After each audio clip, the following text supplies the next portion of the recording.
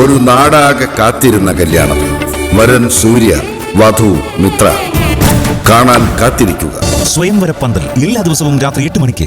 ഇവിടെ നിങ്ങൾ എന്നെ ഭരിക്കണ്ട. എടി, നീ ഇതെന്താ പറയുന്നത്? നിനക്ക് വല്ല ബോധമുണ്ടോ? നല്ല ബോധത്തോടെ തന്നെയാ ഞാൻ സംസാരിക്കുന്നത്. സ്വന്തമായി ഒരു വീടില്ലാത്തതാ രഘുവേട്ട നിങ്ങളുടെ ഏറ്റവും വലിയ പരാജയം. നിങ്ങൾക്കൊരു വീടുണ്ടായിരുന്നെങ്കിൽ ആ വീട്ടിലെ കാര്യങ്ങൾ കഴിഞ്ഞ് നിങ്ങൾ മറ്റുള്ളവരുടെ കാര്യങ്ങൾ ഏറ്റെടുക്കൂ. ഇതിപ്പോ അതിന്റെ ഒന്നും ആവശ്യമില്ലല്ലോ. ഭാര്യ വീട്ടിൽ ഭാര്യയും മകളും എങ്ങനെയും ജീവിച്ചു പൊക്കോളും. അവളുടെ അച്ഛനോ അനിയത്തിമാരോ അല്ലെങ്കിൽ സരോജിനി എന്തെങ്കിലും കൂട്ടിന് കാണും. അപ്പൊ നിങ്ങൾക്ക് സുഖമല്ലേ? ഒന്നും ആലോചിക്കാതെ ഒരു ഉത്തരവാദിത്വം ഇല്ലാതെ എവിടെ വേണമെങ്കിലും പാറി നടക്കാം.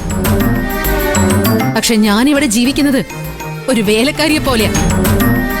മാറി മാറി വന്ന് താമസിക്കുന്ന അനിയത്തിമാരെ അവരുടെ കുഞ്ഞുങ്ങളെ നോക്കുന്ന ഒരു വേലക്കാരി. എനിക്കവരെ നോക്കിയല്ലേ പറ്റൂ. ഞാനും നിങ്ങളും നമ്മുടെ മോളും ജീവിക്കുന്നത് ഇവിടുത്തെ അച്ഛന്റെ ചെലവിലല്ലേ. അഭിമാനമുള്ളവർക്ക് വെറുതെ ഇരുന്നങ്ങ് തിന്നാൻ പറ്റില്ല. അതുകൊണ്ടാ ഈ കുടുംബത്തിലെ മൂത്തവളായിട്ടും ഞാൻ വളർത്തി വലുതാക്കിയ അനിയത്തിമാരെ അനുസരിച്ച് എനിക്ക് ജീവിക്കേണ്ടി വരുന്നത്. ഇതിനൊക്കെ കാരണം നിങ്ങൾ ഒറ്റയൊരുത്തനാ. അമ്മാവനോടുള്ള ആദരവും ബഹുമാനവും പറഞ്ഞ് കൂടെ നിന്ന് എന്റെ ജന്മം നിങ്ങൾ തൊലച്ചു തരുകേട്ടാ. എന്നിട്ട് ആ അച്ഛൻ നിങ്ങളെ മനസ്സിലാക്കിയോ? അല്ല, ആരെങ്കിലും മനസ്സിലാക്കിയോ? ചുമട്ടുകാളെ പോലെ അവർക്ക് വേണ്ടി അങ്ങോട്ടും ഇങ്ങോട്ടും ഓടുന്നതല്ലാതെ ആരെങ്കിലും ഇന്ന് വരെ നിങ്ങളുടെ കയ്യിൽ എന്തെങ്കിലും വെച്ച് തന്നിട്ടുണ്ടോ? അല്ല, ഇനി തരൂന്ന് വിചാരിക്കുന്നുണ്ടോ? വേണ്ടമ്മളി, എനിക്ക് ആരുടെ ഒന്നും വേണ്ട. തിരിച്ചൊന്നും പ്രതീക്ഷിച്ചല്ല രഘു എല്ലാം ചെയ്ത. ആ, അങ്ങനെ മറ്റുള്ളവർക്ക് വേണ്ടി ജന്മം പാഴാക്കാൻ തീരുമാനിച്ചയാള് സ്വന്തമായിട്ട് ഒരു കുടുംബം ഉണ്ടാക്കരുത് രഘുവേട്ട.